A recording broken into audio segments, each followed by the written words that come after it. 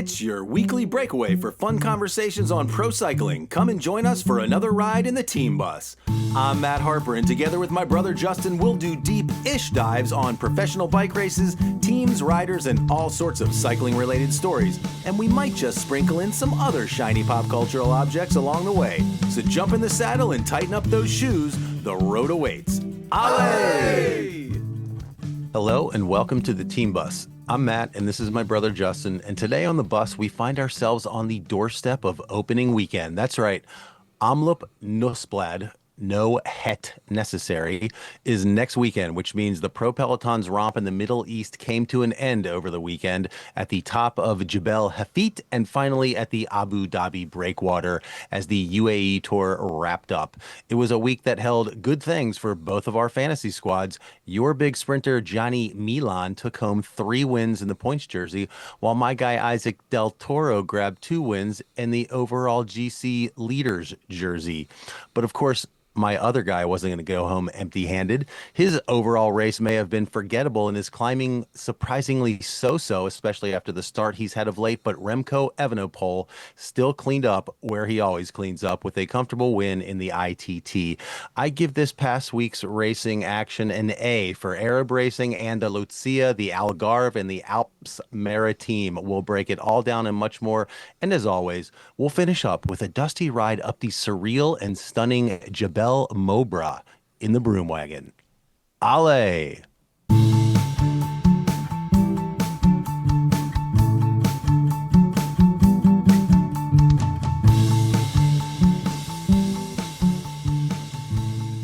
All right, welcome to the show. I'm Matt. I'm here with my brother Justin. Prior to the UAE Tour, which I think was sort of the showpiece of the week, of this week, it always is. We had the Clasica Jaen, which is like a kind of partially gravel race that took place just before, I believe, UAE Tour started, maybe the same day. Let's hit that real quick, and then we'll dig into UAE proper. How's that sound? Sounds good.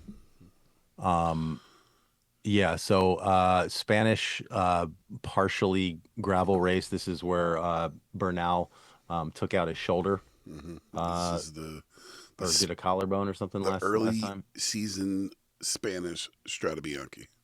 Right. Right around the corner. Yeah, Jez and Mags on the call. Always love this combination. I really do. Yeah. So there was a tack group out in front with Wellens in it, and one of Pidcock's teammates, Donovan, and Wellens is just wise, man. That guy just knows how to sit on and, get the most out of the people that he's riding with. Donovan's trying to get away from him, and all of a sudden Wellens hits him back and it's done. Basically 54K out. He just takes off. Yeah. There was like one moment where Wellens had like a little hiccup there coming around a building, like 16K to go, and his tire slipped out or something like that. But by then he had so much time in hand. Yeah, it didn't matter. Yeah. Cool. I love seeing those little parkours like that, though. Some of the little roads he was riding down and stuff, and these little I mean, it's wild. It's not just that, if you live in one of these areas, the bike race might come back past your house like on the main road. Nah, man, like sometimes the bike race goes past your back field down that little tractor road that's like in your back field, and there goes Tim Wellens, biggest pros in the world, and they're riding down the little cart path behind your field, behind your barley field. So there was a little bit of action out back of Wellens with Pidcock and Quinton Herman, his teammate, trying to chase in earnest. Jan Christian is in there, Maxime Van Hills, and I'd say the biggest story I'd say to come out of this race involves those two. Are you up on that? Yeah, actually, I meant to go back and make a note about it, but yeah, there was some controversy at the end with how like a little bit of contact between the two of them, right? I wouldn't call it a little bit of contact. So here's what happened. Wellens finishes 20 seconds ahead of them, had plenty of time to sit up in his tricolor and savor his 32nd career victory. But behind him, there was three guys, uh, Pidcock, Jan Christian, Maxime Van Hills. And Pidcock got away from the two of them as they started the sprint. If memory serves, it was like a right turn into Mm-hmm. like a 150-meter sprint, and uh, Christian is trying to stay on Pidcock's wheel, but he's basically even with Van Hills, and Van Hills is also trying to stay on Pidcock's wheel. I mean, Pidcock made a move, and he was basically in between the both of them, a little bit ahead, and they both kind of zoomed to get onto the wheel, and Christian, and they were close to the barriers, and Christian just kind of zoomed right into Van Hills Took him out and completely. yeah, pushed him into the barriers, and Van Hills went down hard, like totally endoed, and was not looking good. So ultimately, they DQ'd Christian. Hmm. He He was also relegated. came out and issued a pretty lengthy apology as well after the Well, fact. he needs to be doing damage control because he is quickly becoming like the 2026's biggest villain. There was something else that happened, I Hmm. think, in like Tour of Oman or something like that. I meant to look it up and forgot to circle back, but he's done some other shenanigans this year amidst some success. He's the dirty Um, Danny of 2026. I guess so. I guess so. So what's his name going to be? Bad Jan. Bad Yanni. I don't know. Yeah, in my notes I said he maybe he could or should be relegated for that deviation, and then I caught the story a couple days later that in fact he was disqualified. So but another, well, it would have been a 1-3 for UAE, Hmm. but It because still of ended up that. being 1-3 Oh, because that's right. what's his name was right behind him, so That's he right. gets That's right. relegated, but they still get 1-3. Yeah, who was it? Morgado, I think. Yeah, somebody. Yeah, Yeah, unbelievable. That team just falls just upward. just won. Exactly. Exactly. Good Lord. Um, all right. Well, speaking of Team UAE, let us go to their home race, the UAE Tour, men's version. Jose Bain and John Mold on the call. This was a different broadcast team than I don't know if I've ever heard these two together, but they weren't bad at all. I love Jose Bain. She's amazing. Yeah, she's fantastic. She's cheeky and very knowledgeable at the same time. It's Hmm. like the best combo. Um, Um, the first day was an augmented track because of wind and sand dunes on the road. right. So It's crazy it how was like it if was shortened. the wind gets to blowing there, it'll just like, lop 3 feet off the top of a sand dune and just deposit it all over Yeah. your parking lot like it was a freaking snowstorm or something like that. I mean, like you got to get out the trucks to move the sand off the road, and I'd love to look into what that infrastructure is like. What do they do when like, a road is entirely covered with sand? What do those trucks look like? Are they, front end shovel bucket trucks with followed by like giant rolling brushes to brush it all No, off? I Are would they assume blowers? you Like, got a are they using sweeper at like, the end, but yeah, I mean it's are they, probably a plow. yeah, it's pretty wild. But some general commentary on this race, like as an overall. I mean, we've said it multiple times as we swing through the Arab portion of the year, but like just some of the most stunning things to see. I mean, like I'm on record with my whole thought about like these types of autocratically run countries. I don't like it. I don't like the misogyny inborn in these cultures and how it's like part of their religion to be misogynistic and stuff like that. So just getting that out there. That said, boy, they can sure build some amazing buildings. Like, Amazing I mean, buildings, amazing roads. the way they manipulate Everything's the landscape Yeah, just everything in is general. very very surreal in this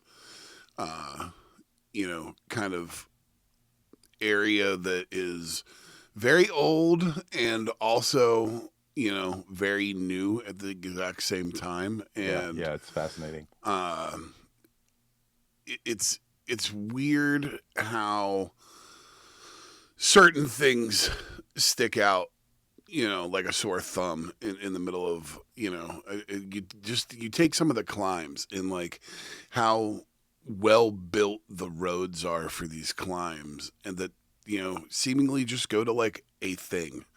And it's like the amount of money they spend on infrastructure is unreal to go to just a installation at the top of a hill. And it's like, so we build this giant, massive, 2.5 lane wide road, that's a 2-lane road that's just extra wide. And, you have the just engineering of it all is just amazing. It's I don't know. It's just a very strange place to watch a bike race. I mean, in a way, though, the road itself is the attraction. Like a road doesn't have to be a road to somewhere. Yeah. It can just be a road, for road's sake. I mean, it is The journey, staggering not to the think about the destination. amount, to think about the amount of money that's spent making those things. And yeah, but who knows? I mean, maybe it goes to one thing now, and 20 years from now, there'll be a whole bunch of things to see and do up there or something. Who knows? I don't know, but it certainly provides some absolutely like just stunning optics for these races. I mean, it's really, really wild to watch. Now, the race itself overall, I think had some like some high notes and some low notes.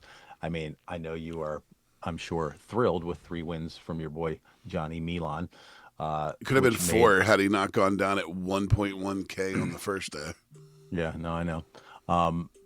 However, I'm sure those were fun for you because you had a rooting interest. For me, those stages were just as boring as they can get. And I've got about, Yes, but you got the amazing, things to say about them. the 2 amazing climb days that were very, very good. Yeah, it's a shame that there was no other sprinters here to speak of, except for Milan's brother. That was the best moment from any sprint, is when the Milan brothers took 1 and 3 on a stage of UAE. So, I will. And his name's Matteo, I think, right? Yes, Matteo Milan. Matteo Milan. So that was cool, but yeah, those are just some boring ass stages. It's fine. I shouldn't complain because like. All right. Well, first off, okay. So let's talk about stage 1 real fast. Yes, my guy goes down at 1.1, but that gives your guy a little bit of a window to open up a wild out of nowhere sprint on stage 1 to take the victory, by the way. So your boy Isaac Del Toro, all right, opens up his card and opens up the sprint, takes the first win in front of everybody. Again, capitalizing on a wreck that happened, earlier, a kilometer before. When I look at that climb and when I look at what Del Toro did on that climb, I would not say that it was a foregone conclusion that Johnny Milan was going to win that. No, Okay, but it was looking like a sprint. He could have been in there with it, but it was a sprint. It was a sprint that was won by Isaac Del Toro. Yes. So I wouldn't count it as like, yeah, Milan definitely would have won. I don't think he would have won. I think and Del Toro put out an insane amount of watts on that. It was the whole thing was very Pogacar like. I mean, it was like seeing a shadow of Pogacar. Yeah. He even speaking. I don't know if you agree. He looks like Pogacar when he rides. Like when he gets up out of the saddle and like swings, his body movements are so Pogacar. Yeah, he does have that. He does have that kind of forward, like arms in kind of lean thing. Also, speaking of how he looks, I love him in the Mexican leader's jersey. It just makes him so easy to pick out. It's like such, cool colors. I like the way they have that jersey set up. It's pretty like low key, but I like. I wanted to mention, how about like the size of that roundabout where Milan went down? They were commenting on it. That's the biggest roundabout ever. That thing. Yeah. Hold on. Where is Hold on, I gotta look here. Was it? Because they were just about to be coming out of the roundabout when he went down. It was in the extreme lower portion of the shot. 2K to go on stage 4. There was one just like it. Yeah, a huge one. Yes, over large, dude. It's just like, wild how big some of the scale is. Well, there was another one in there too that was like an oval. It was like an oval. That's the one I'm talking about. That was on stage 4 at 2.2K to go. They go across it. Looked like a rounded football field. It was so big. Yeah. You go the wrong way on that roundabout, race over. Yeah, you come in 5 minutes later. It's huge. But let's just talk about the sprint. I mean, it was a very, very large group heading into this to the finishing straight there. Ineos looked to be setting it up perfectly for Sam Welsford. I don't know that Sam Welsford can win anywhere but Australia. He had 2 lead out men and was being set up perfectly, and he just disappeared. Del Toro was just chilling. He's like 3 rows back throughout most of that, just like hanging out. And he had one dude with him, and he's just sizing up the whole situation. Kind of drifts out to the left a little bit, sees that there's a whole bunch of open road in front of him, and he's like, "Yep, now's the time." And and right beforehand, Axel Huntz takes a really, really quick late flyer move that catches everybody else, and then he just it was like he held his breath and was like, okay, let him focus on them, and now I'm gonna go. And he blasts off with this just subatomic blast of energy and is just gone. Yeah, he is flying up the hill. He's out of the saddle, and I feel like it's almost like he realizes, man, I got a long way to go on this thing, and he gets back into the saddle, and this is where we see Case Bowl starting to make a run for him, and Del Toro gets several pedal strokes in the saddle, and he waits just until Case Bowl is about to make contact, and then he pops back up out of the saddle. And when you're coming out of the saddle into standing, you have a burst of energy because of the change in dynamics. You're giving relief to the specific spots in your muscles that you were using when you were seated, and your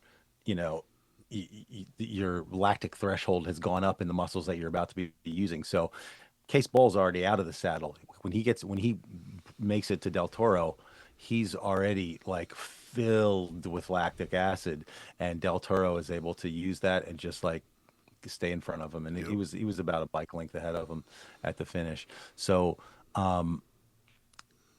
what I wanted to mention was when you had to watch through a lot of the post-race stuff to get to it, because in the actual in the live shot they were cutting and they did edits, but they showed at one point a single unbroken take of the side on camera shot from the motorcycle, and it was incredible to watch the entirety of Del Toro's sprint from the side, and to see Bowl getting up there and the whole in and out of the saddle thing. It was a fantastic shot, and they had very clearly, you could see from the helicopter that they had very clearly demarked an area for that motorcycle to be right there. There were people on one side and people on the other, but it was clearly marked so that motorcycle could be right behind him all the way up through there. And bro, it just paid off. It was an incredible shot, and it was a shot that I thought, no way is anything going to unseat this as the shot of the week for me, but I was wrong. But we'll get to that. All right. Anything else on stage 1? No. And for me, I know it's your boy, and I know that it gives you a stage win, and I typically like a time trial. Okay, I just want to say I typically like a time trial. This time trial was the most boring time trial ever, because everybody that was worth watching was already done before the broadcast, and they're literally replaying it. That whole thing was completely asinine. Yeah. The way they did that was completely asinine. I understand it's like a safety and a weather thing, and they allow the teams to choose, and I get it. But for people that want to watch it, and for me, I'm watching it live as I'm getting ready in the morning. As soon as it pops on, I'm like, oh, dude, Are you serious? Like all the good riders have already gone. Like, Well, all the good ones except for one, and yeah, that is my problem with the whole thing. Okay, if you're making the decision, then it's going to be everybody or it's going to be nobody. I mean, that's just like inherently unfair. In the end, it didn't matter, right. but it was inherently an unfair way to do it. To say everybody else in the race gets to Gets pick to their choose times or except whatever. for this one I don't guy. know what the exact mechanics of it are, but because and it's like and it's the one guy who is doing the best. Like if anybody in the entire race deserves to get like some sort of special whatever, it would be the guy who's leading the race. And instead, the guy who's leading gets punished. So it was total BS, and they should not have done it.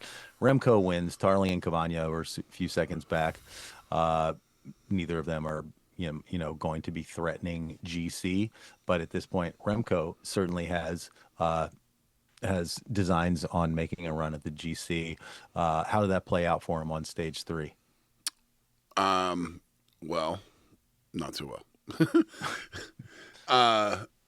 So this is the mountaintop of the resting place, Jebel Mobra stage, which Yeah. ends up being, as far as visually speaking, my favorite stage of the race. Period. Full stop. If you scroll down in my notes, I put 2 photos of this climb in there, both from the broadcast. I actually screen grabbed these while I was watching it. I can't see them. They're like when I look at it, they have like a triangle with an exclamation point in it. It's just gray. What? Yeah, I don't see them. That's super lame. I don't know why Here, that is. I'll refresh this page and see what happens. But Well, they are just the iconic images of this climb. One of them showing, the lower one shows the switchbacks. okay, yeah, I see Okay. them now. Oh man, I was going to be super disappointed. More or less, this race doesn't kick off until about 12K to go. Yeah, it's really cool. It's basically like another Jebel Hafit, like a long flat line and then a straight up. It's a hockey stick. And I think I might like it better than Jebel feet. Yeah, it was cool. I mean, the commentators were saying they hope it stays in. So Kind do of like I. when they added Montmartre to the Tour de France. Keep it in. It's awesome. Yeah, and it was a great stage. Run us through it. I don't have a ton on this All right, stage, to be so honest, although I watched the whole thing, but I think I 11 wasn't. 11.5K to go. They start up the Jebel Mobra, which is again the mountain of the resting place. Florian Vermeers was pulling on the front of the peloton. Milan was getting dropped, and then Chris Harper, poor Chris Harper, attacked. All right, and got 10 seconds off the front, and he still had. He kept that lead until about 8.1. Then the peloton caught 6.2. Del Toro was at the this. Now I'm remembering Del Toro. This is the controversial thing. Everybody's looking at Del Toro, going like, "Oh man, he must not be feeling good" or something like that, because he's hanging out behind everybody. Like he's at the back of the main group, and everybody's wondering like why he's doing that, and wondering if he's in trouble. Junior LeSurf attacked, and then you got 4 riders that got a small gap that were Remco, LeSurf, Gall, and Taberi. Gall and Taberi obviously are going to factor in later on. At 5.4 to go, Del Toro is literally dropped from the peloton. Like he falls back from that main group. All right. LeSurf was struggling, and then Plapp and Tejada accelerated. All right, 4.8, Remco's struggling and looks to be cramping, and he's like literally, you can see him literally like grabbing his legs and like rubbing his legs. Felix Gall goes solo off the front, 4.7. He had 5 seconds on to Barry, Plapp, and Tejada, and then that's when you got these shots of the climb. And so they do the wide shot and then like the tight in shot going up this climb where like they've built up these like big, hairpins in this thing. And I mean, this thing looks just brutal. I mean, it's just like it's cranking up, and it is just, ridiculous. And so all of a sudden, Del Toro's 32 seconds back to the chasers, and he starts surging, and it looks like he was conserving energy. And Yates is working for him on the front. 4.3 Tiberi attacks in the chase group. Remco's fading. 3.4 Tiberi's off the front with Gall and Plapp and Tejada. It's 10 seconds back to Del Toro, 33 seconds. In 33 seconds back to Del Toro, but he's moving really, really fast. At 2K, Del Toro catches the chasers. So, mind you, in less than 1.5 kilometers, he closed 32 seconds. All right. Mm-hmm. Now, let's see. So he catches chasers. Tiberi's still out in front. All right. Last kilometer, there's a 17 seconds between Tiberi and Del Toro. And Yates should be shouted out here for. Yeah. He did an amazing turn on the front. He was completely working the front for him and allowing him to be able to make this move. So. And one of my notes in here says Del Toro is a very high IQ racer to bring this back. Exactly. Well, Lantern Rouge, their headline for their video on this particular stage was Del Toro teaches Remco Evenepoel a lesson in pacing. And 100%. And when we get to 1.3 Ks to go, you need to scroll up and take a look at my notes now, because this is the actual image of the race and the shot of the race. Look at that face. It was so epic. It just unbelievable. Del Toro is going for Tiberi. I mean, the only thing that would have made it better is had he made the catch. As we learned, he did not. Tiberi gets his greatest win of all time. But Del Toro, with that face on, chasing him down like an assassin, was just absolutely everything. If you notice in that shot, too, it's 142 back to the red jersey group. That's Remco Evenepoel. Yes. He was done after this thing. Meanwhile, Del Toro was 22 seconds behind Tiberi at this point. And I think at the end of the day, how much did he lose on Tiberi? 10 seconds? Well, yeah, because there would have been bonuses involved.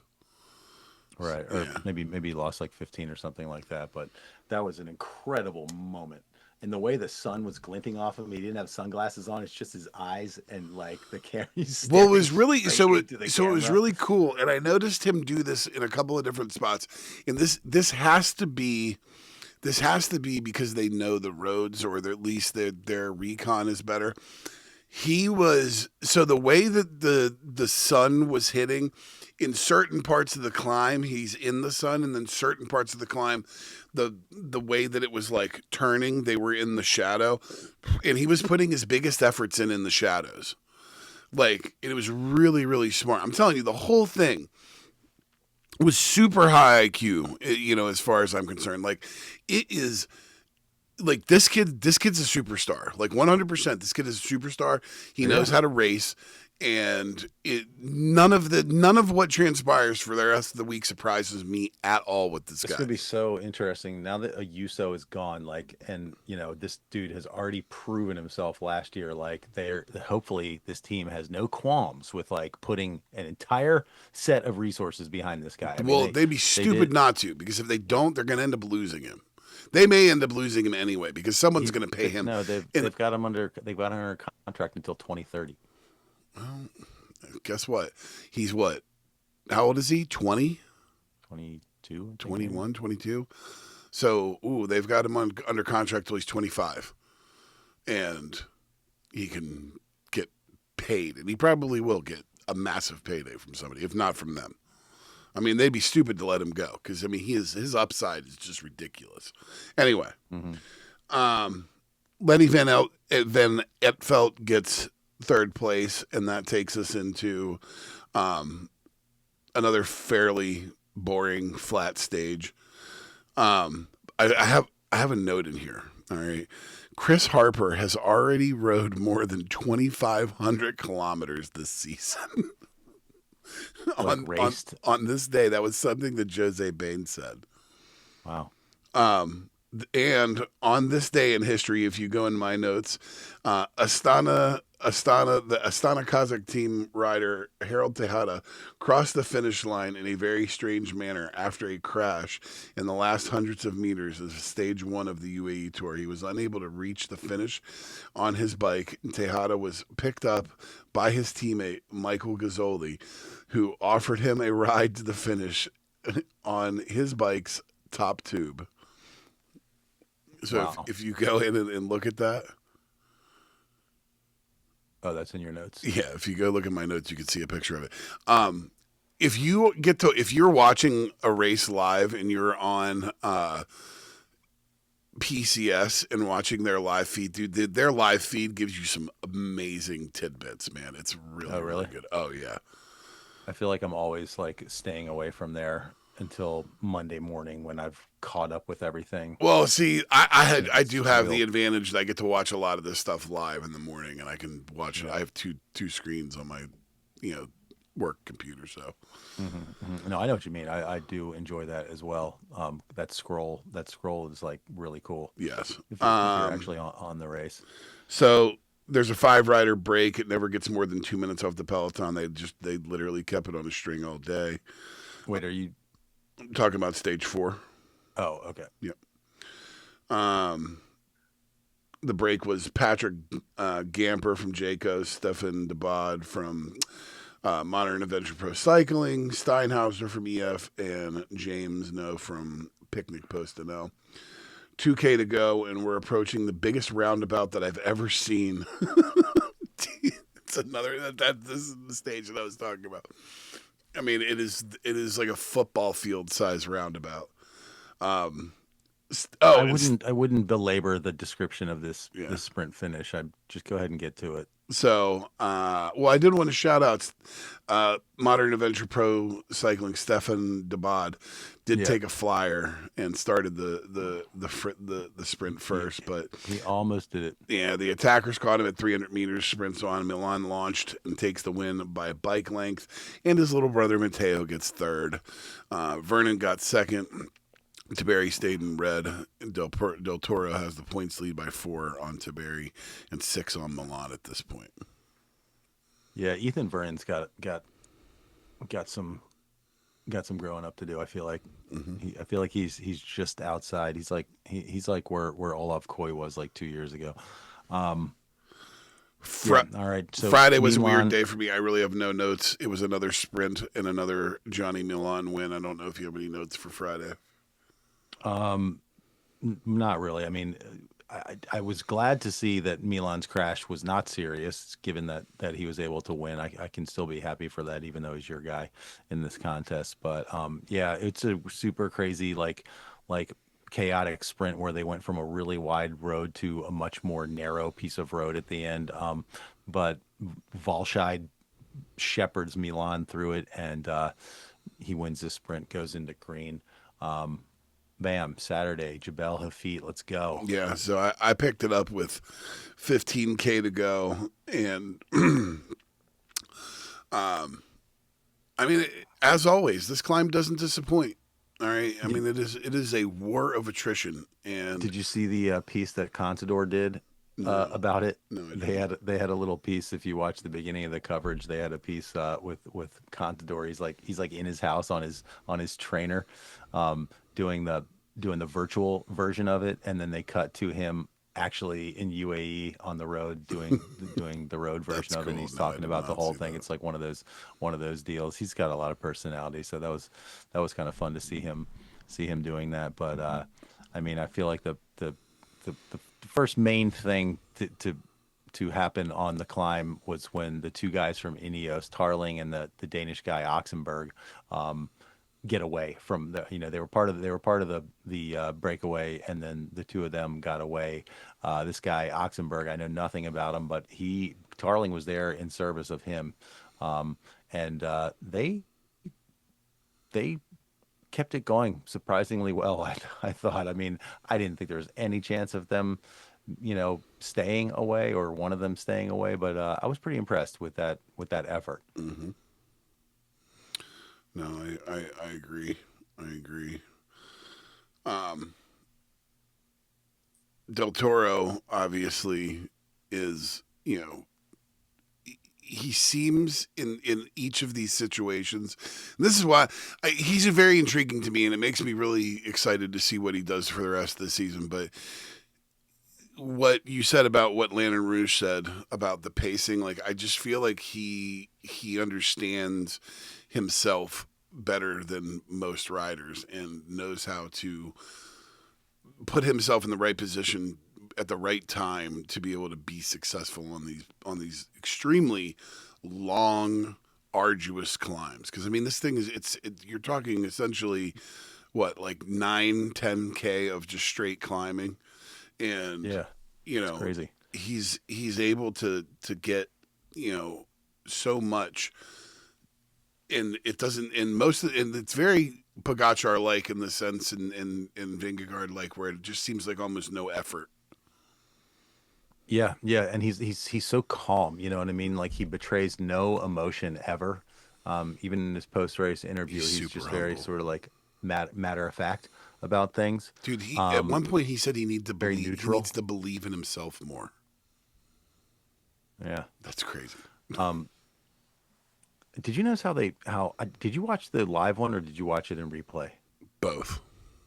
Because I watched in replay and like they straight up just like edited kilometers out of the run in to Jebel Hafid. I didn't even notice. I was kind of doing something else while I was on, Oh, I didn't and notice. I had glanced up and it was like it was I picked 14 it. kilometers to I go, and then originally like picked two it up. seconds later, it was like 11.3. I was like, I one second, originally I picked it up. It just was looked at like it. in the middle of the climb, and I sent it back, and then just kind of started from like 12K. So, and then It was just strange. then I It was went just back strange to me. went back and watched it again. Like, I was not feeling great on Saturday, and so I watched it twice, and I still don't like. I still like. Obviously, I know it happened, but I don't have a ton of like specifics on this I w- particular one. I wasn't just I was under the impression that the replays on HBO Max were all like the full thing. I did not know that they would edit, part. I'm assuming it was edited out just to kind of save time because they're just running along the flat like they've been doing for Mm-hmm. the past 3 hours. But the absolute best moment by far of the entire stage was when he went past the Mexican family and the kids like Yes. running next to him in a sombrero with like the Mexican flag around him Yes. like a cape. So cool. And we see Taberi just incinerate, gets totally dropped by Plapp and Gall, and Luke Plapp grabbing second Yeah. on the stage and moving up onto the podium. Like that guy is definitely coming back from his debacle earlier in the season. He's made a really good. He's apologized with his legs, let's Yeah. say, So for that at mistake. the end of this stage, I just wanted to note that Del Toro held every single category. He had the stage win, the GC, the points, the young rider, the and he was UAE had the Most team's combative. classification. And was he combative? I Probably. don't know if he was the combative rider or not. I That don't I know. don't know. No, I know But he wasn't. In fact, he was not. He was not the combative rider because the combative rider gets a black jersey, and that was the only jersey that went to somebody else. But I of think the major categories, he was either held or part of all the major categories. yes. Well, I will make a note of that in my end of year stuff because that's a thing I want to. That's a thing I would like to track. I was thinking of this. I thought of this a long time ago, but the instances of a person holding all all four jerseys in a race. Now, obviously, depending on what race it is, one would think that might be kind of easy if you're the winner of the first stage. It's you got to look at it on stages other than stage number one. True, true. Or well, sometimes though, like in let's say that in the Tour de France, like let's say there's climbs on the Mm-hmm. opening stage. The guy who wins the opening stage might not win. The KOM. You're right, Right. So I would say if and it there may are four jerseys available on day one, It may not have happened here because there's no KOM. Right. That's what I'm saying. So in races where there are 4 jerseys available at the end of stage 1, you can count it if somebody holds all 4 that day. Okay, fair enough. Fair enough. Otherwise, it's all fair game. So I made a note of it. It's pretty amazing. But it would not play out that way in the end. For in stage 7, we are headed to the Abu Dhabi Breakwater, one of the grand stages for professional cycling sprinters. And no big surprise because there were no sprinters at this race besides Jonathan Milan. Fastest stage in UAE Tour history. Yeah. Some incredible onboard photography throughout this race, and especially on this thing. I mean, just like those, it's just wild. Cams are I would, more of that, please. Another thing you see in this race that you don't see a lot of in other bike racing is when they're on a road that's so wide that even if the full peloton is there, sometimes it'll split into 2 enormous sections on either side of the road. Yeah, because the roads are so darn big. Not a stitch of drone photography, by the way, in this whole race. That is correct. And you were right about that. Surprisingly, you would think in the just complete, money spend that this race is, for a, probably I don't know, maybe the smallest World Tour, race throughout the calendar. I don't know, maybe there's a couple that you consider smaller, but as World Tour races go, it's not a big race, and it spends a shitload of money, and that's what sports washing is all about. Right. So I'm surprised that they're not spending money on drone photography, considering how cool it is. Although maybe seeing how useful it was in the Olympics next year, they'll be like, "Oh, we must have drone photography now." I'm sure it's coming sometime very soon. Another sprint stage, another Milan win, yawn. My favorite part about this entire stage was after the finish, the shot of the Air Force planes doing the tricks, and you had 3 planes riding together, the red, the green, the white colors coming out of the back, and then the guy with the black, which are the 4 colors on the Emirates flag, doing spirals around the outside. I mean, that was pretty amazing. And then after that shot, I need to definitely go back and see that. The planes.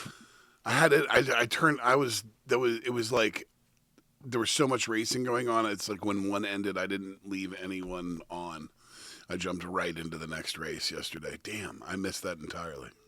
Yeah, it's nice to watch some of that stuff in the beginning and the end. Even if you're going to fast forward through the race, I do try to watch 10 minutes at the beginning and at least 10 after the finish if I have the time. The shot then the planes went out of frame, and then in the same shot it then came to rest on this unbelievable building. It was so cool, this building. It was like a circular building built on top of water with these white other buildings holding this silver domed top up. I mean, it was just stunning. I'm sure it's just a pizza restaurant or something. So pretty good action from this race overall. I enjoyed it. I enjoyed seeing my boy just cleaning up for the team. Question, refresh my memory. Do all jerseys in eligible race? You picked up 2 jersey wins. Sweet. Okay, cool. Do you want to, since this is the only World Tour race, and it's the only one that has any effect, would you like to talk about that now? Let's take a break, and then when we get back, we'll dive into that and then the other races as well. All right. Sounds good. Stay with us. We'll be back in a sec. Don't miss Beyond the Slipstream, our weekly companion podcast to the Team Bus, our domestique, if you will, dropping every Saturday in your usual podcast feed. All right, we are back, and as we went over a few episodes ago, we have begun a new thing here on the Team Bus, and that is a season-long fantasy cycling contest between you and I. We picked our teams on the show a while back. I had two people racing in the UAE Tour, which is one of the eligible World Tour level races. You had one. I had Remco and Del Toro, and I got a lot of production out of both of them, including 3 stage wins and 2 jerseys. Yes. You had Jonathan Milan. You got 3 stage wins and 1 jersey. Correct. So not too shabby considering I had 2 and you had 1. Yeah, no. You ended up with 100. You are now in the lead with 113 points to my 86. Oh, I thought it would have been closer than that. No, it's not. But our next World Tour race is this weekend, which is Omloop. And you only have one eligible rider in Omloop, and that is Lotte Kopecky, where I have 4 eligible riders. Ouch. But do you have to get a win, or do you get points for placing? First, second, third, all get points in Okay. in a one-day race. First, second, third, all get points. So you're in good shape here going into Omloop. Yeah, I have. But You have Crown to make up. Kopecky. I have Breidebold, Demi Vollering, Chabe, and somebody else that I'm not. I'm surprised Kim LaCourte's not doing it. She is at least she is not on the current start list that I looked at yesterday. Gotcha. So Oh, well. I'm just going based on the start list that has been provided to PCS. Gotcha. There was a race, one of the races I was watching over the weekend. I noticed them going past a large van that had like that was PCS. Yeah, like, there's definitely PCS at races for sure. that's pretty cool. Yes. All right, so let's now turn our attention to the men's Volta Algarve. This must not have been a World Tour level race. It is because I know that you've got possibly 2 stage winners of this race on your squad. Yeah, no, this is a 2.0 pro race is what it's considered. Right. So yeah, speaking of which, stage 1, Paul Magnier makes a big statement in my estimation since he was sprinting against Philipsen, Mayus, and Dali. Absolutely. I give him. We talked about late in the season, like we'd want to see this guy up against the biggest names, and he went up against the biggest names, and he statement won against them. Yeah, I mean, I'll caveat it a little bit. For one thing, Philipsen, I feel like his form at times can just be like hit or miss, and I don't know that he came here with a massive drive to win. I think he is focused much more on races here in a couple of weeks. Correct. And I think historically his form can be hit or miss early in the season. You also did not have Tim Merlier. You also did not have Olav Koy. So both of those guys are injured currently. Mayus and Dali are a tier down, I think, from the Philipsen Merlier level. Yep, I would agree. So all of that aside, you got to hand it to Paul Magnier, because that was a big question last season, as you mentioned, strength of schedule. Is this guy good against nobodies only, or can he actually go up against the big boys? And in this case, mission accomplished. Yes. So this race has a ton of star power. The big names here, obviously, this is the debut of Ayuso and Almeida. Brandon McNulty was here. Magnier, Lipowitz, Seychelles, Matthew Riccatello, Filippo Ganna, Kevin Fauquelin, Philipsen, Groves, Dali, Alaphilippe, Kung, Holler. I mean, there is a ton of big names here.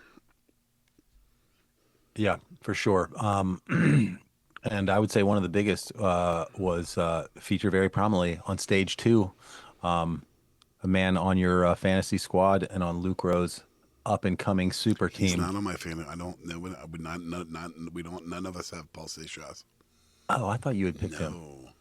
Oh, okay. Yeah. In fact, I did want to, just on air production meeting, I do want to propose, because injuries in this sport can last a long time. I'm thinking that maybe we should subsequently each draft an alternate for if we have a rider on long-term injury, that we have like a substitute that can go in during those times. And I think we take it a step farther and we have like, we pick 3 substitutes per guy.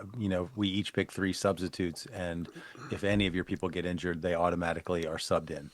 That's what I'm saying. They would, but only during the times when they're injured. Like if they're back racing, like you can't Yeah. You when your guy's back, he's back. That's your team, but you don't have to go shorthanded. Yeah, we can do that. Yeah, we'll talk about that after the show. Well, I have to say that this stage 2 is the thing that we have been salivating for all winter long. Like, it is finally happening right before our eyes. We've got Seixas, Ayuso, and Almeida all going head to head on a long finishing climb. Like, it's absolutely perfect. I mean, this is it right here. I think it was definitely the stage of the week and possibly the stage of the year so far. It was so good. So,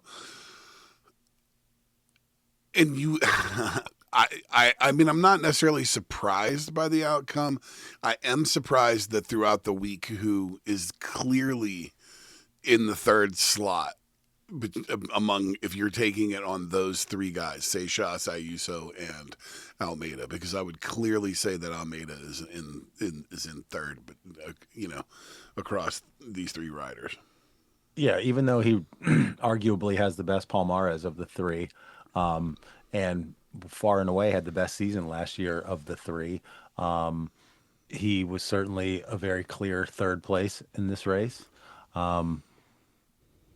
He doesn't seem bothered by it, and I'm not bothered by it either, because I feel like he's a slow build kind of a guy. And while this was his home race, which I'm sure he would have wanted to win his home race, I don't think he's too stressed about it. He's the one guy less stressed than Isaac Del Toro. So at 3.6K, we got to see exactly what we wanted. For the 4 riders attack, and you get Ayuso, Almeida, Seixas, and Jarno Widar all go off. Do you remember just before we arrived at that spot, they gave us this really, really cool split screen where you saw the live action on the left-hand side, but if you looked on the right side, they showed like a motorcycle rode the last kilometer of the race with the camera before the race. So you could just, like, on an empty road, basically, and it was the final kilometer, and they just showed exactly what it looked like, because this was cool. An incredible parkour at the end. This was such a cool stretch of road right here. It was just like so small and winding, and just some teethy little uphills, and just a great place for 3 guys at the top of their game to go and fight it out. So the first thing that you see after they attack, the first thing that really comes up is Brandon McNulty went down behind those guys.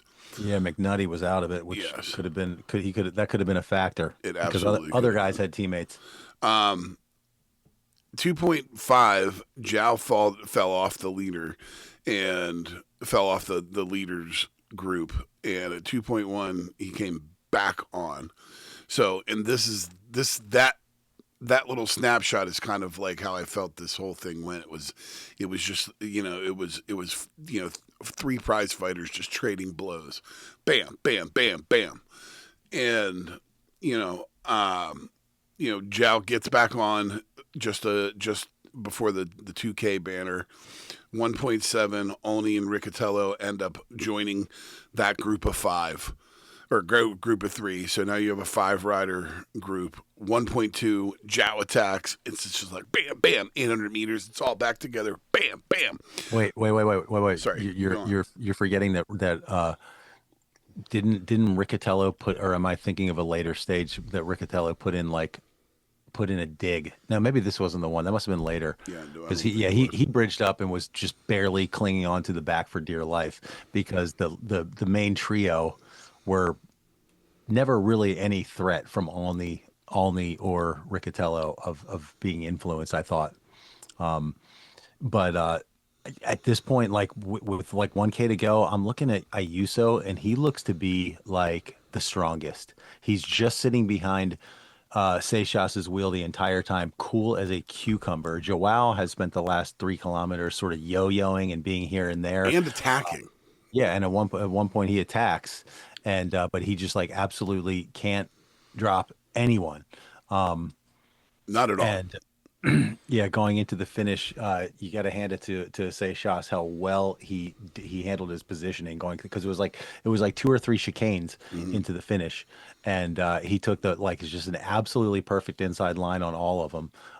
Yeah, that's what it was. I remember the later stage where these guys were fighting it out again. It was almost like a carbon copy of this thing. Yes. There was a twisty chicane kind of thing there, and the result came out a little bit differently. But yeah, so it ends up essentially being a 4-man sprint. Those 3 guys and Oscar only. Only's too far back. Joust goes first, and it really ends up coming down to Ayuso and Seychelles, and Seychelles is able to, pull out the win, against Ayuso. But again, Ayuso looks good. Yeah, and I think didn't Ayuso go into yellow here? Yeah, I believe so. Yes. Yeah, that the parkour there, Adam Blythe said it was like a crit on the top of a mountain.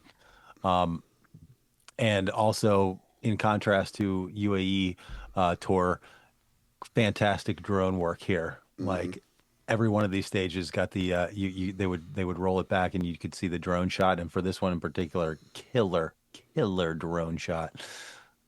So, but yeah, really, really fun stage. Really just a dogfight in the end, and exactly what you'd want to see out of these guys. And too, especially with Ayuso and Seychelles, we've got years of watching these guys battle it out. The whole thing is so tantalizing. Yeah. And speaking of young guys, Riccatello gave a great interview afterwards, the young American upstart, saying that we didn't talk much on the climb. It was just a feeling. We knew what we had to do. He also, I don't know if you know, well, he got 5th place. So Decathlon got 1-5 on that stage. Did you notice afterwards he almost got into a shoving match with a photographer? No. Yeah, like he was like sitting there next to Seychelles, and some photographers kind of trying to come around him or whatever, and he kind of shoulders into him or whatever, and he pushes back. He looked pissed and like shoved the photographer back, and then they cut away right at that second. I was like, oh, well, little man's got a temper on him. All right, next day, let's move on. Next day was the time trial. Filippo Ganna punches his ticket for the year. Yes, thank God. Get that one out of the way early. Yep, and nice to see him building form ahead of Milan San Remo. Yeah, Ayuso does what Ayuso does. Take 2nd place in a time trial, because he is a tremendous time trialist, which he needs to be. Yeah, Soderquist gets 3rd, and Seychelles gets 4th. He is just behind Ayuso, so he is keeping 7 it seconds. Close. Yeah, he's keeping it close. Yeah. That takes us to Saturday. Almeida, meanwhile, was like 37 seconds back from Ayuso, and starting to look like this thing is beyond his grasp. Stage 4, flat stage, breakaway neutralized, under 30 kilometers to go. And did you catch this moment at 7.2 when Johan Price Peterson of Alpecin was stretching his legs, almost fell off his bike? I saw like the video, and because it was like they were like, ooh.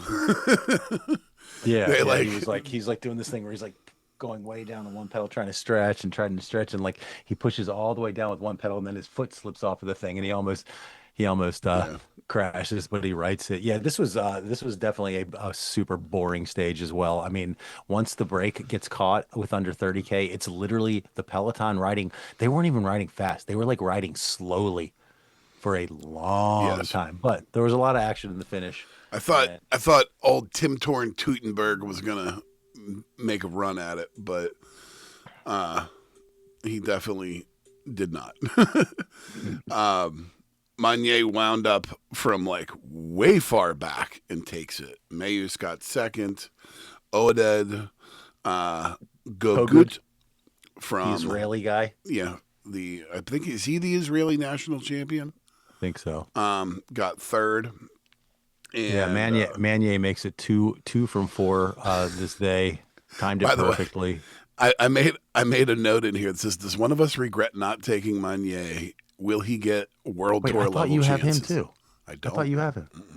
I gotta get the list of your guys in front of me. I have my fantasy in front of me, but I didn't write yours down. So,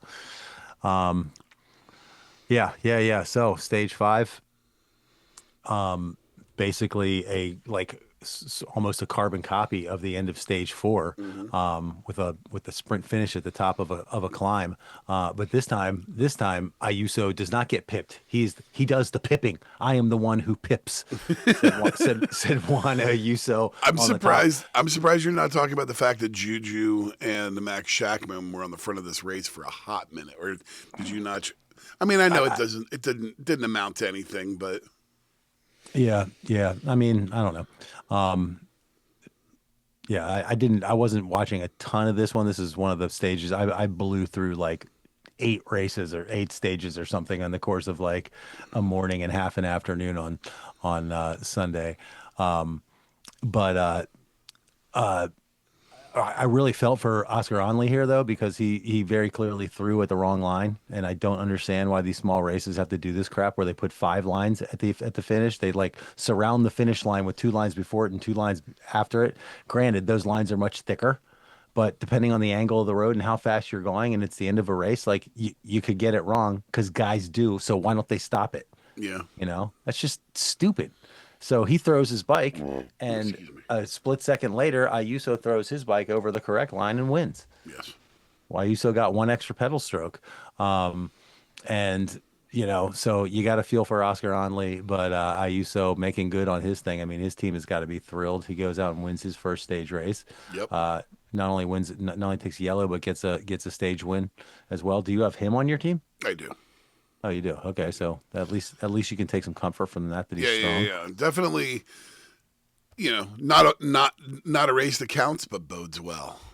Yeah, His form bodes looks well, good. for sure. And I'll tell you what, great work from Riccatello throughout this race for Paul Seychelles. That whole situation bodes well. He did do a really good attack. This is where I was thinking about. He did a really good attack in the final kilometer. I think Seychelles could have won this, honestly, had Riccatello waited like half a kilometer and really sort of more tried to lead him out into the finish, versus putting in attack, trying to drop a Ayuso or something like that, because there was no way that Matthew Riccatello was dropping a Ayuso in this race. So I think it's a possibility that if they played it right, they could have at least been 2 young guys that need better tactics. Is really what that boils down to. And it really wasn't bad come tactic. With time. But it'll come with went time. A little early. They could have worked together better. So good race overall, though. Absolutely. Definitely enjoyed it. And let's move on to Andalucia. Boy, the Ruta they call this one the Ruta del Sol, right? This is that one. Yeah. We got I got to mark this one on the calendar every year because I love this race. Love it. I love it. What you got? Rob Hatch, and who's the other guy that's on the call with him on there? I put it a blank in my notes to go figure out what his name is. I forget. I can't remember. Yeah. Again, not his normal commentating partner. All right. Well, it opened up with a straightforward sprint stage. I'm sure we were both very thrilled to see who won this one. Yes. So Vic Campenarts opens up the stage, going off the front, being in the break. So I love to see that. Obviously, I'm a big Visma mark. Gets the mountain jersey at the end of the day, which is like jersey. really, really funky looking. Did you? So I put all the jerseys for this race in my notes. It's like a little comic strip. I'll have to go. The jerseys in this race are bananas. I love every single one of them. They are amazing. The King of the Mountains is probably my favorite. These are the perfect twist on this. Like, I feel like paging all other stage races, please take note of what these guys do with the same color schemes almost as every other race, and how they make pretty good. How they make it theirs. Yeah, all right? Those are good. It really is. So, our boy, all right, back from injury, showing good form at the end of last season, Christophe Laporte comes in with a roar, takes stage one in a sprint. You gotta love to see it. Like, I was stoked that he won this. Yeah, very very happy about that for sure. Yeah, Bastian Trenchon gets second. Ben Oliver for Modern Adventure Pro Cycling gets third. I just want to say, there's a team that's been all over their coverage in pretty much every race that they've been in. They do not have a lot to play with, and they are making the absolute most of it, and I'm here for it. Which team were you talking about? Modern Adventure Pro Cycling. It's too much of a mouthful, so I've just been going with MAP. Gotcha. Yeah, I mean they're going for it. Yes, as they should be. Ben Oliver also did a great move going up on the sidewalk to maintain control, and I really liked this. I really liked this stage, and then I put in all the jerseys there, and that kick. How about the so great? How about on stage 2? It was I didn't the breakaway win on this one. Romeo and Leknison were out in front, right? Yeah. Yeah. It was out in front with that guy Mark Burnett from Burpelay for quite some time, and they dropped him, and then they just worked really, really well together. You got the incredible shot of the Sierra Nevada off in the distance. But yeah, Romeo takes the King of the Mountain points. He gets the King of the Mountain jersey. 6.5 for Romeo. Almost hits a police car. It's really funny. He was they were hauling ass. So they came through this one little bit, and it's you always wonder dude, that car's in this stupid ass place. Whatever. 4K to go. You definitely are thinking these guys have a chance. And Romeo would jump to the lead of the GC if they keep up the gap from where they were. So 3K to go, they still had 1:07. 2K, they still had a minute. Romeo launches with a quick attack, and Andreas answers. Andreas was losing the wheel. Romeo goes clear, and the Spanish champion is going to take the win. Less than a K to go. He's still out there. Romeo wins. It's a good win for Movistar. Leknison got second. Alex Ehrenburu gets third. Over Jan Christian. Yeah. And right. So guys like Ehrenburu and Leknison, they're just teetering on the edge of something big. I feel like this season we've been hearing their names a lot. Yes, they're like stage 3's winner, who is dangling on the edge of greatness. So Friday, another sprint finish.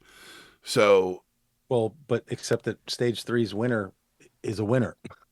I'm saying, neither of those guys have. Yeah. But I mean, what I'm saying is that he's like them. He's on been the around. He's the guy that's he is getting the wins. You know what I'm saying? These are the guys that were like him, 2 years ago, almost getting the wins. Mm-hmm. Mm-hmm. Yeah, this is a crazy, crazy uphill sprint finish. The final 500 meters are really technical. There you saw some incredible work from Visma Lab getting Laporte to the front and getting him to the front and putting him in with a shot at the win. We got a photo finish, 3-up photo finish between Fretin, Penouet, and Laporte. Yep. Fretin was just did an incredible, very smart sprint. He had to snake his way through the traffic and get up there at the last second. I love the way And he picked these the right. guys He are picked the able right to do that. line. 100%. It's like they can just sit back, and it's like they have to simultaneously be watching ahead to how far away the finish line is and keeping an eye on the riders around them, all while going, 45 miles an hour or something like that. It's just really, really spectacular how these guys are able to pull off these wins like that. Milan Fratan sneaks through, wins the win and gets the win in a photo. Kofidis has just got to be so happy. Their boy Aaron Baru that we were just talking about comes in sixth after a third yesterday.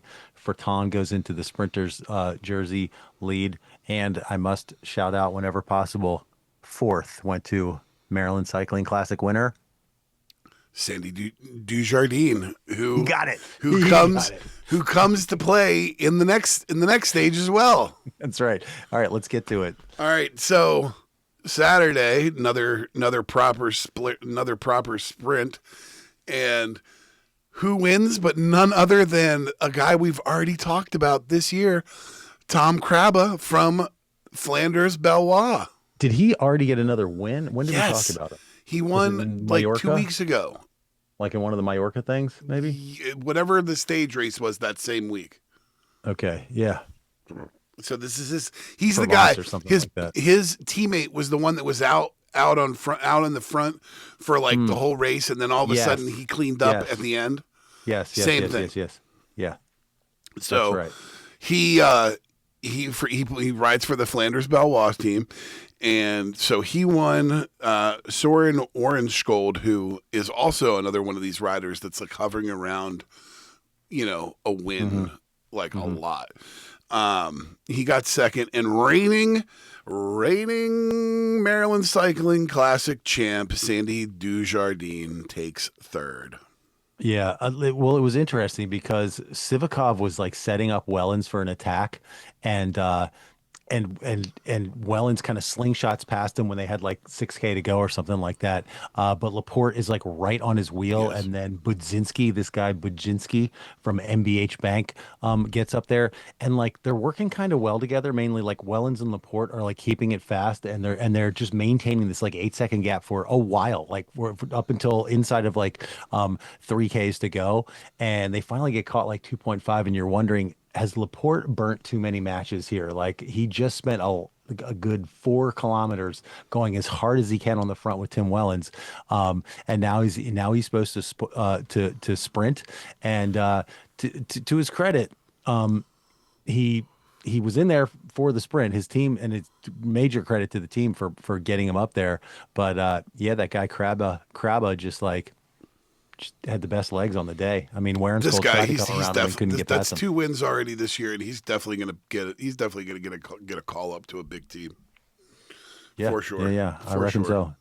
All right, on to stage 5, and we finally got something, at least for me, something that I've been waiting all season to see.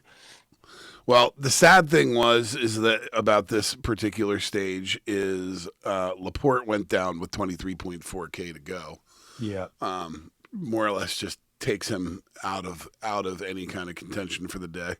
Totally sucks. You had Warren Skold and Campenarts on the front with 11.5 to go. Vic C got caught around 8.5, 7.6, and they're starting the final climb. 5.7. Your boy, Tommy Pidcock, Tommy 2 times, takes off. And this is like a classic Pidcock parkour. Yes. A punchy climb, but not a finish, not a climb to the finish. A punchy climb followed by a real fast downhill where he's one of a handful of riders that can actually put seconds into people on a downhill. But he needs he needs like a lot of time. Yeah, he needs like over 30 seconds on Romo. There are time bonuses on offer. But at this point last year, he had already won a stage race. I'm pretty sure he won the Tour of Oman last year. So it was like his big coming out party on his new team, which was called Q36 back then, which I will only refer to as Pinarello from now on. Yeah. And There's too many numbers and letter combinations. Dude, it's Pinarello. This team is Pinarello. So he does get clear of the group on that final climb, and he's being chased by one guy, the omnipresent Jan Christian, who is just seems to be everywhere this year. He gets about 14 seconds on the peloton with 2 kilometers to go, and becomes pretty clear that he's going to get the stage win. But not just the GC. Yeah, just as soon as we figured out he's going to win, we've also realized like he's not going to get the GC win. But he opens his account for 2026. Thank God. Romeo raises a fist as he takes the finish line in amongst 6 or 7 other guys. So this is the first stage race win for Movistar in 3 years. Wow, for the men's squad. Side. Wow, that's kind of insane, but also kind of not surprising as I cast my mind back on those 3 years. So yeah, another good stage race with some really enjoyable stuff, including as I said. No, I'm thinking about the other one. Excuse me. Including the return of Christophe Laporte, the debut of Tom Pidcock on the top step, all good stuff. I mentioned I watched the Classic Var, just a throwaway one-day race. It was won by Jason Tesson of Total Energies in a large bunch sprint. Saw Larry Warboss in the action, working for his teammate Rick Plumier, but in the end, Total Energy gets a huge win for them, at least with the Classic Var. You also had the Tour de Alpes Maritimes. Let's leave it there, and when we'll take a little break. We come back, we'll finish out with the Alps Maritime and a little news roundup if you have anything. I got 1 or 2 items to talk about, so stay with us. We'll be right back.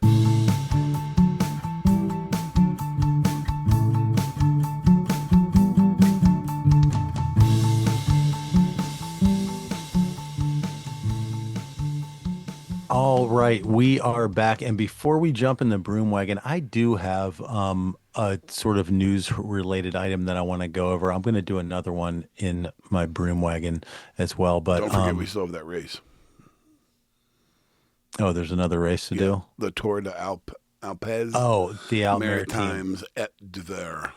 Yeah. All right. So let's hit that one. The Tour des Alpes Maritimes, which used to actually be a tour, but which is now a bit of a misnomer as it is a one-day race. There's the Classic Var and the Alpes Maritimes et Var, and they're both one-day races now. There's a breakaway. Lenny Martinez and Marco Brenner attack on the Côte de Gadon, 20 kilometers to go. Work really well all the way into the 4 kilometer or the finishing climb at 4 kilometers to go, with Aurelien Paripantra and Paul Lepera working hard to catch them.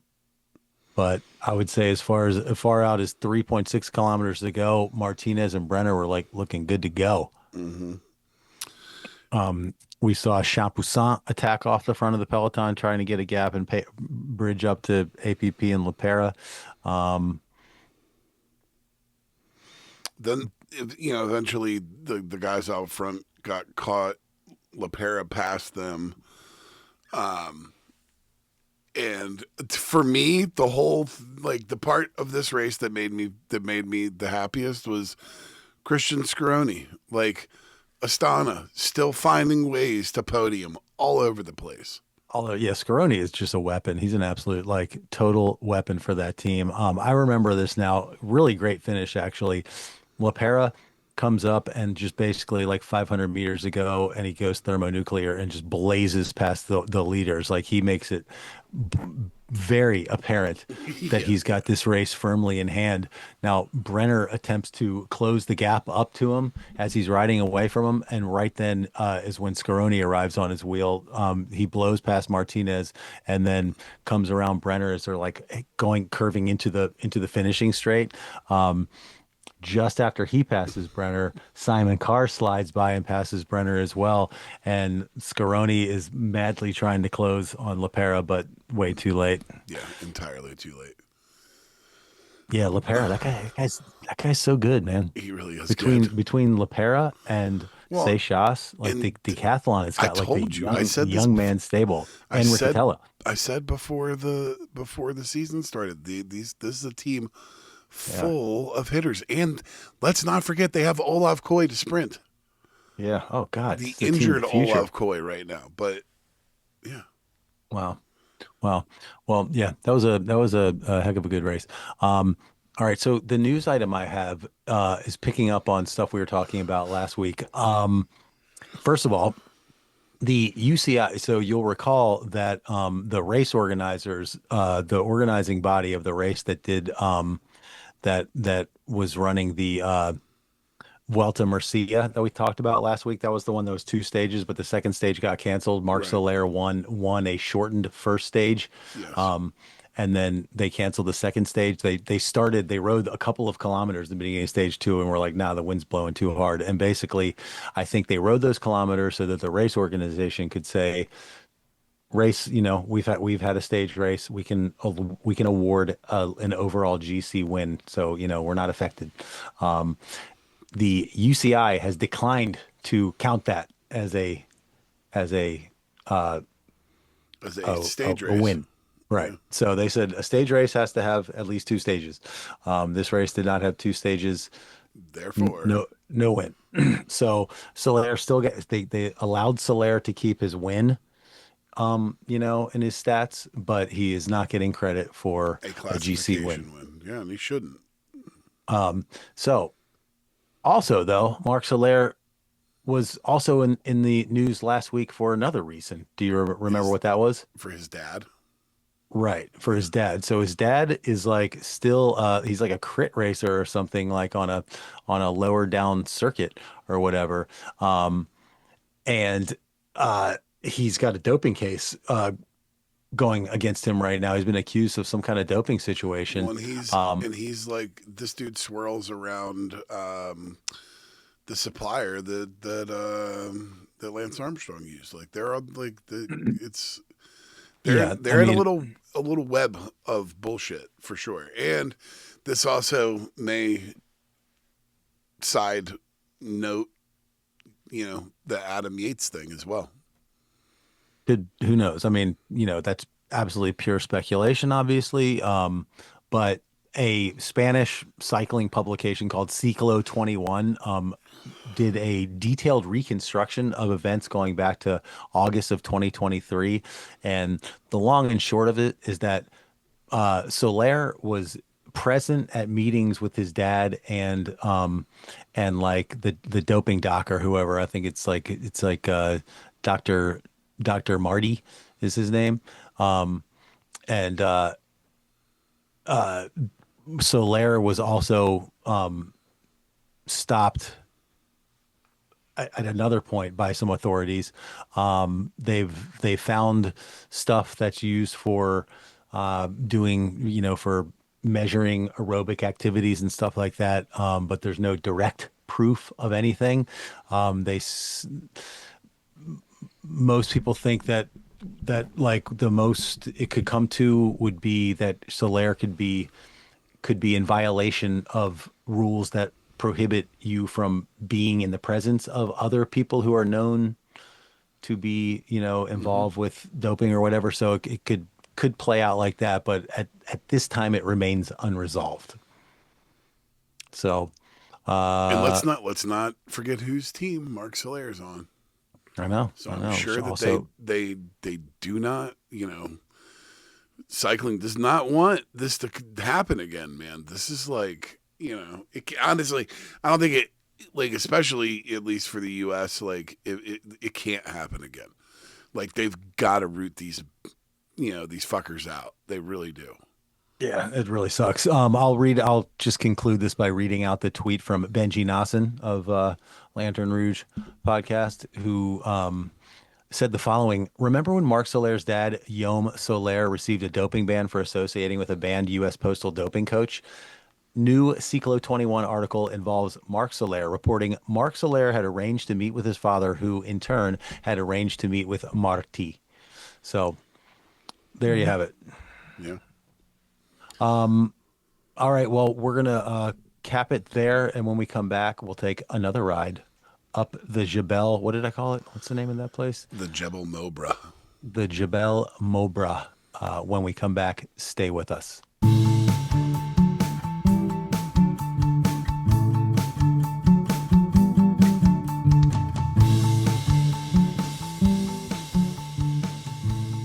All right, we're back. It's Broom Wagon time. Justin, what have you got?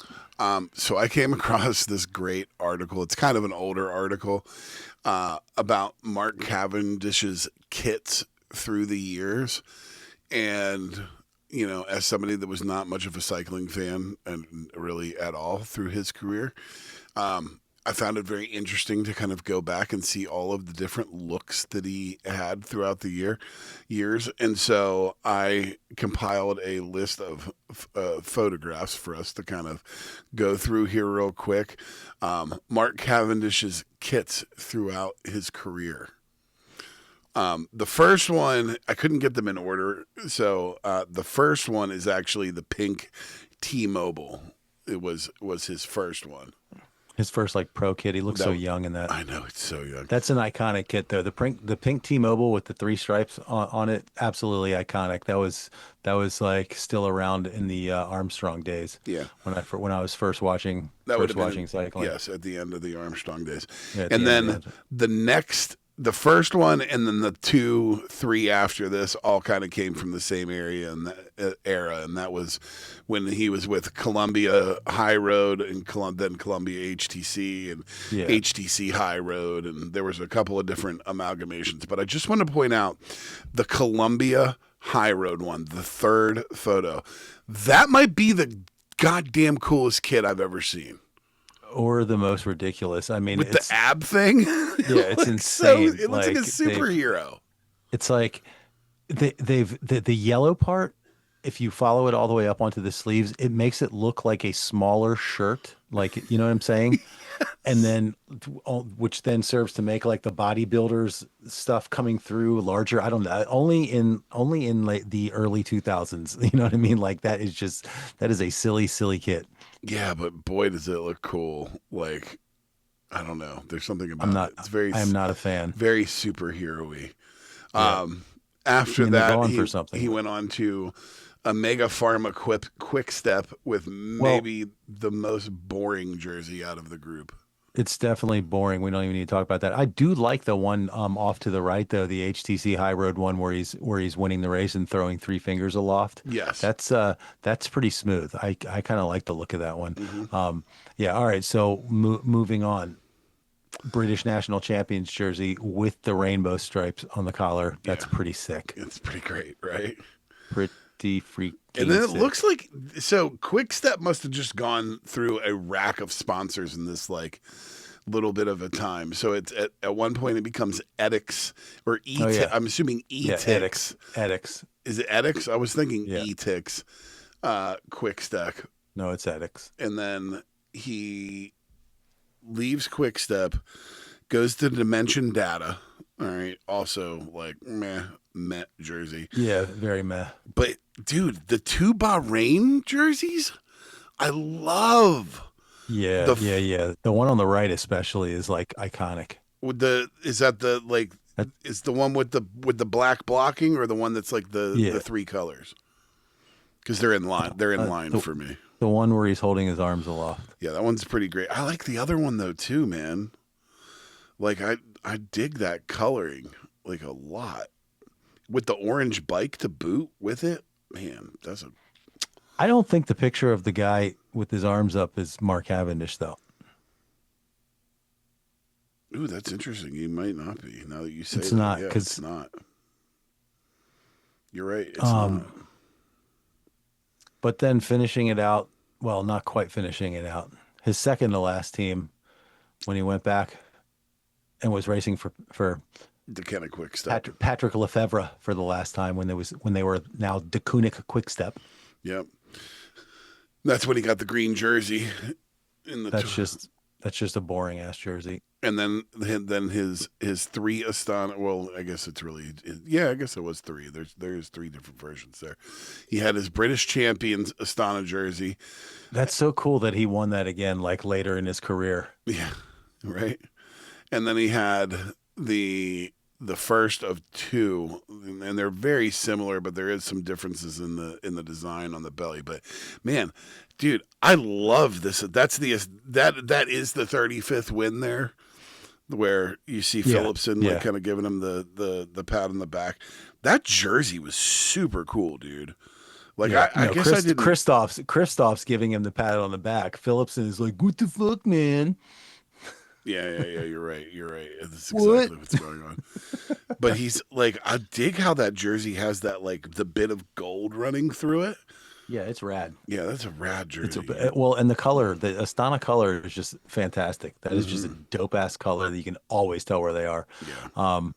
Yeah. And man, the rainbow sleeves on a World Champions jersey, they just make it. They just always look good. There's never a time when it doesn't look right. Yeah, it's so freaking cool. That was really fun. Yeah. So now it is accompanied by a pretty great article as well. So we'll link it in the comments. Yeah, cool. All right. What do you got? I don't know what has happened to my file here, but let me see if I can figure it out.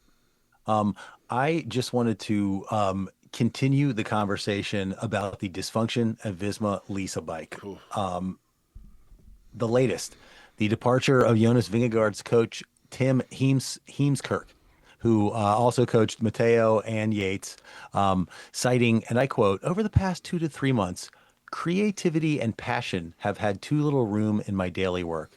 That's exactly why it's time to stop." So couple this with what Yates said about like, I'm not feeling motivated, right? Well, so then you have the likes of Kian Otterbrooks and Attila Volter interviewed after they depart the team, saying that the training philosophy was too rigid. And it sounds like, even though it's not collaborative, that's what you're hearing, is that it's like, it's, our way or no way. Here's the system. Yes. You just do it. Don't question anything.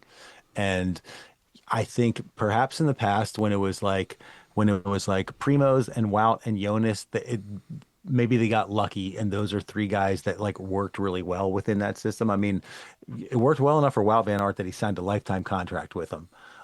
So he's clearly on board with the program. Primoz is gone now, but Primoz had a lot of success with that team. So one would think that sort of strategy might have worked for him, and maybe too for Jonas, although maybe Jonas is given a little bit more autonomy than most. But if that's his coach that's leaving, then, one wonders. What are the chances that with the rumors swirling around the Yates thing, that there's some impropriety going on, and they are cutting off, the infected limbs as fast as possible, and trying to make as little waves about it as possible? I guess it could be possible. I mean, big waves are being made. It's, every cycling outlet is talking about it. That's what I'm saying, except for them. They are not saying anything at all. But weird things like this continue to happen at that team. Yeah, it's so funny. I mean, the way these teams, like their fortunes, ebb and flow and go in these waves. Ineos is on the total like rebuild right now, and it seems like Visma Lease bike could be heading into an Ineos like period that they've had for the past several years now. Which is fucking crazy, because they won 2 of the 3 Grand Tours last year. I know, it's wild. It's wild. Like, this is it makes no fucking sense whatsoever. Like, yeah. I don't know. One person I heard talking about it said that the guy who was like the architect of the rebuild before they had all the Grand, like just prior to Primoz, starting to win Grand Tours for them. Their sports director was a guy named Marijn Zeeman. He left a couple of years ago, and a lot of people trace the start of the problem is when that guy left. Maybe he was the one that had the creativity and kept things fresh, and everybody followed along. And when he left, they were like,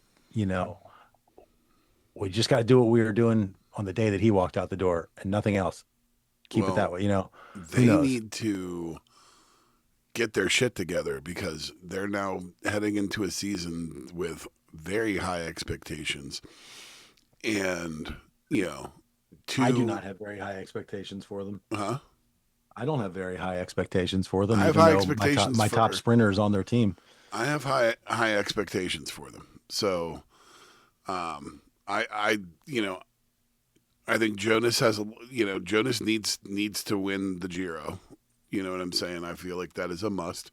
They need to defend that.